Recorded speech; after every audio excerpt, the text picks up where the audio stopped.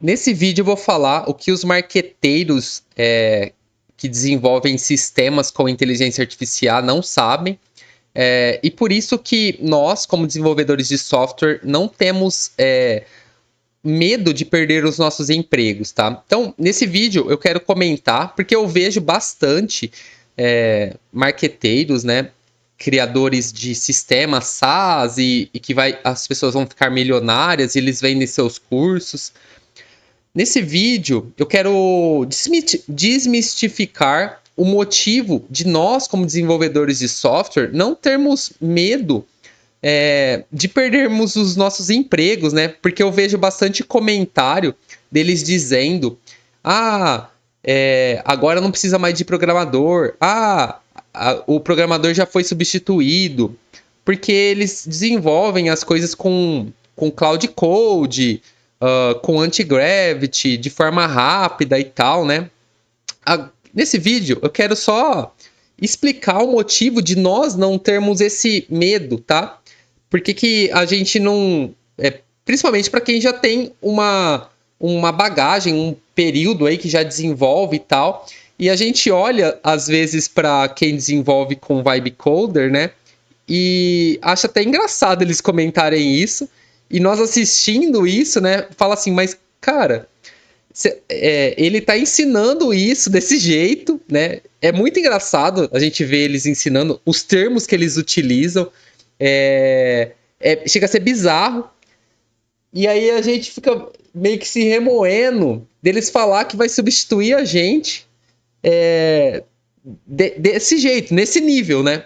Então eu vou só comentar algumas coisas aqui. Eu acredito que eu não vou conseguir abordar tudo, até porque eu não sei tudo de desenvolvimento de software e raras pessoas sabem tudo, né, do processo, mas eu vou comentar algumas coisas aqui que para que essas pessoas poderem às vezes ser equivalentes, né? Elas vão ter que estudar tudo isso que eu vou te falar aqui, tá? Então, olha como o buraco é mais embaixo. Então, hoje em dia, grande parte desses SaaS que eles criam, né?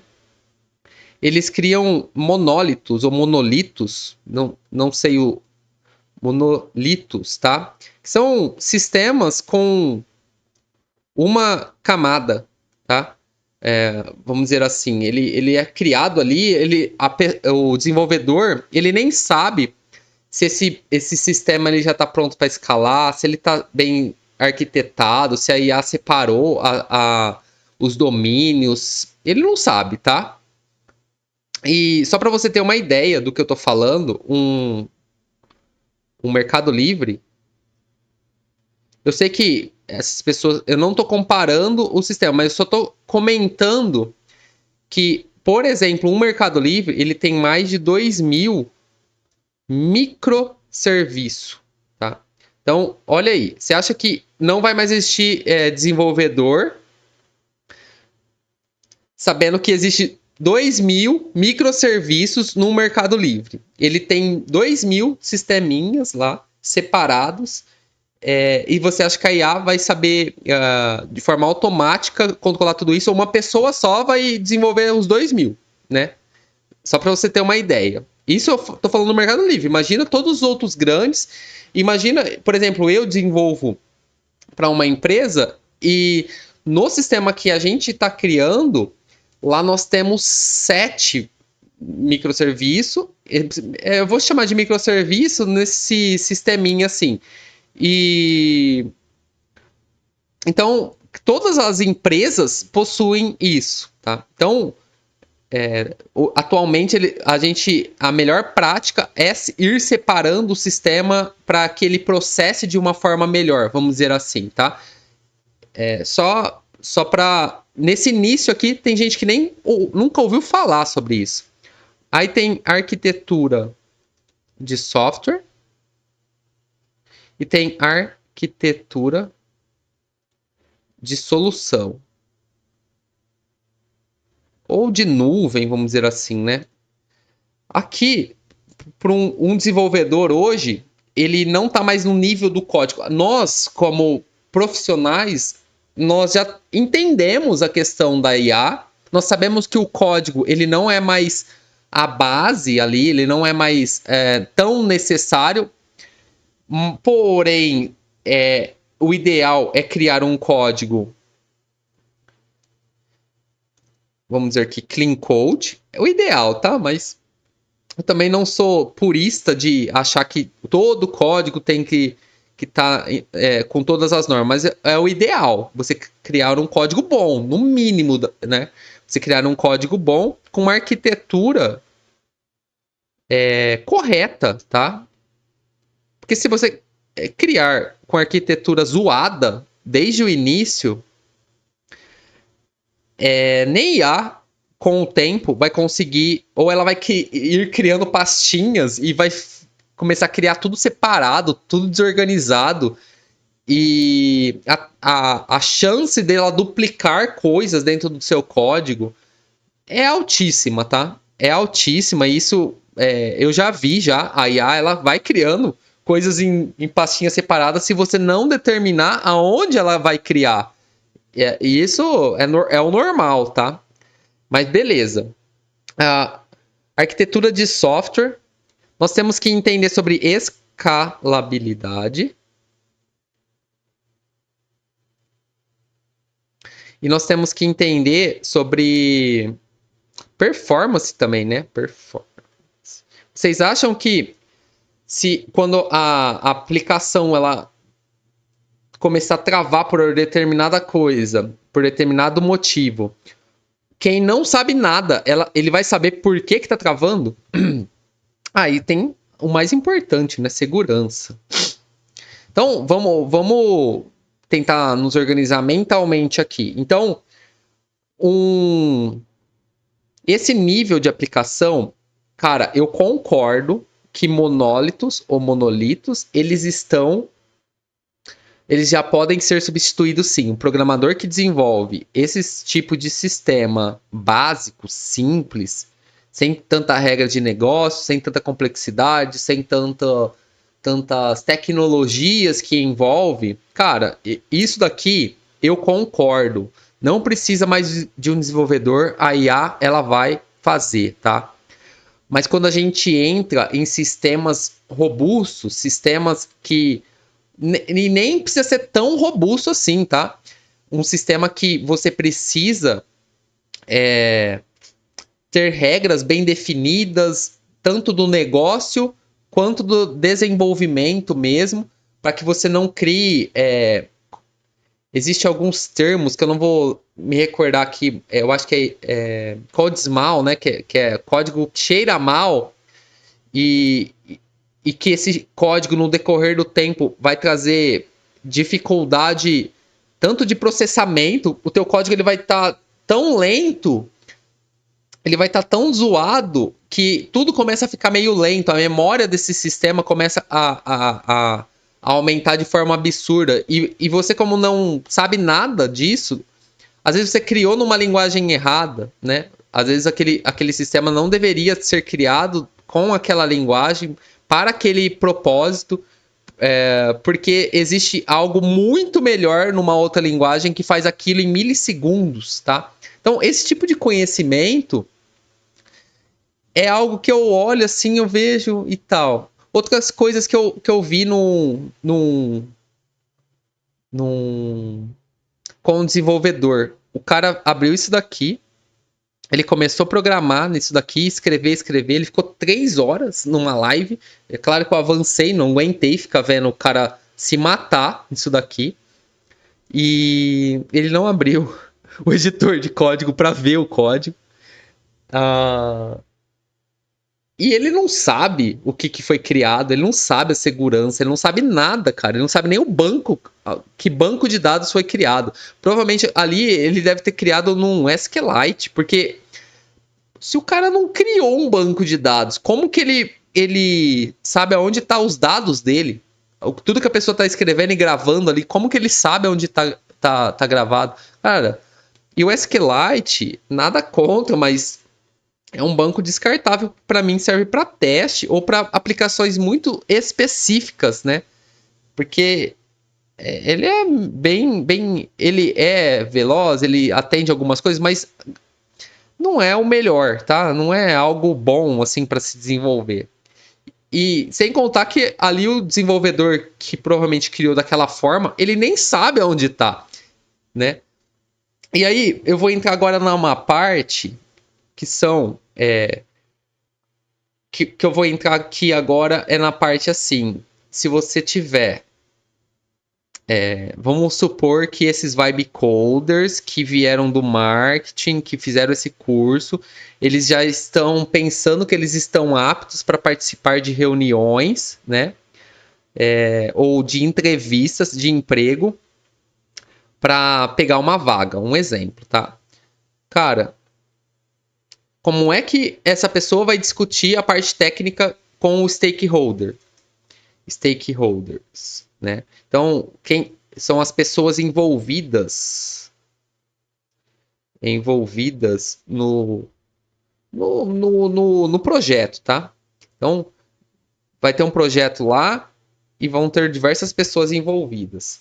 Como é que essa pessoa que não sabe, ela não sabe nada disso aqui. Depois eu vou criar vídeos explicando melhor sobre essas coisas aqui, tá? Mas como que ela não sabe? Como que ela vai criar? Será que ela só der os comandos, a IA vai criar tudo sem ela. Pode acontecer de dar certo, de criar? Cara, pode. Vai criar um negócio bonito, visualmente bonito? Pode. Mas aí, dependendo da aplicação, se for só CRUD, cara, se for só CRUD em cima de CRUD, aí beleza, cara. Mas se você precisa de segurança, se você precisa de performance, se você precisa fazer integração com outros sistemas, você tem que saber se é assíncrono, se é síncrono. Você tem que saber se você vai guardar as informações que você vai mandar, se você vai guardar a resposta, aonde você vai exibir essas respostas, se o teu sistema ele vai ter um monitoramento para você saber se ele caiu, se ele não caiu, se ele está estourando memória, por que ele está estourando memória, se tem muita gente utilizando, se não tem muita gente usando, se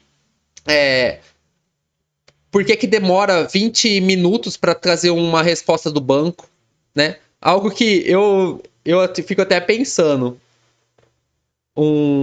Alguém que crie, vem desse mercado aí, entra numa empresa, é uma empresa que já tem dados de 20 anos, por exemplo, e ele faz isso aqui, né? Numa tabela de nota fiscal. Ele vai ele vai embora no dia e volta e talvez tá lá processando ainda aquilo ali. Porque.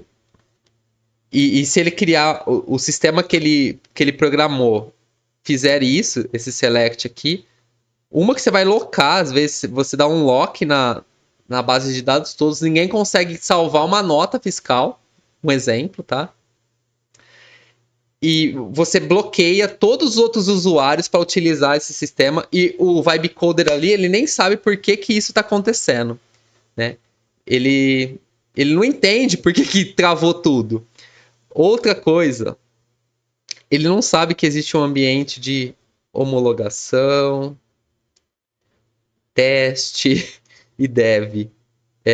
Teste, homologação, teste barra dev aqui pode ser, tá? Aí depende muito e um de produção. Eu já vi muitos que não têm a noção de que é necessário criar dois ambientes. Ele não tem a noção. Ele já sai criando em produção e já joga cliente lá naquele ambiente. Aí vai dar um pau, você vai precisar atualizar algumas coisas, vai ter que criar colunas nas tabelas e você está fazendo tudo em produção. É algo assim que você para pensar, cara, por que estão fazendo isso, sabe? É a base, é o mínimo do mínimo que um desenvolvedor precisa saber. E se ele se considera um criador de aplicação, ele tem que saber essas coisas. Isso é. a- assim, o que eu acredito, tá, pessoal? Criar aplicações para você mesmo, tal, beleza. Agora, quando envolve dados de pessoas físicas no Brasil, e esses dados eles podem vazar. Existe uma lei no Brasil, LGPD. Se vamos supor que você deixe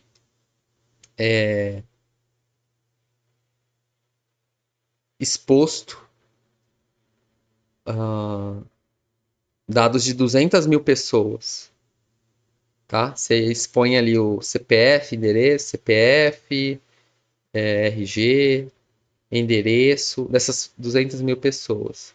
Você sabia que se ela souber que foi, e se as 200 mil souber que os dados dela foram expostos, todas elas podem abrir um processo contra você? E aí você pode simplesmente perder as suas coisas, tá? Você pode perder a sua casa. Você vai entrar num processo aí e você vai ter que dar conta da cagada que você fez, tá? E tem gente que tá brincando com isso. Vai perder o carro, vai ter que ficar. Vai perder o nome, né? Porque, cara, isso daqui acontecer é algo que vai acabar com a tua vida. E ninguém. Os vendedores de curso de desenvolvimento somente com IA e que não explica a base, ele não te fala isso. Ele não te explica sobre isso. E aí eu tô falando 200 mil aqui, mas poderia ter só 30 pessoas. Se as 30 te processar, irmão, já era. Né? Olha a dor de cabeça que você vai ter, tá? Então, é algo que eu preciso comentar aqui com vocês. Vão ter mais vídeos, tá? Sobre isso. Mas tudo isso que eu fui falando, se você nunca ouviu falar, é igual tinha uma chefe que falava: você não sabe se é de comer ou de passar no cabelo? Pesquisa, estuda. Torne-se um profissional, no mínimo médio, básico, né? Um júnior, que a gente fala. Entenda tudo que funciona por trás dos panos, porque senão vai chegar uma hora, você vai fazer uma cagada dessa, ó. Você vai criar um endpoint ali que vai listar o CPF e o RG de todo mundo. E aí, cara, só Deus. Aí você vai falar, ah, mas foi a IA que fez. Manda processar a IA? Não, porque você é responsável pelo teu sistema, tá? Por aquilo que você põe em produção. Então, esse é o recado desse vídeo. Tamo junto, até a próxima, pessoal.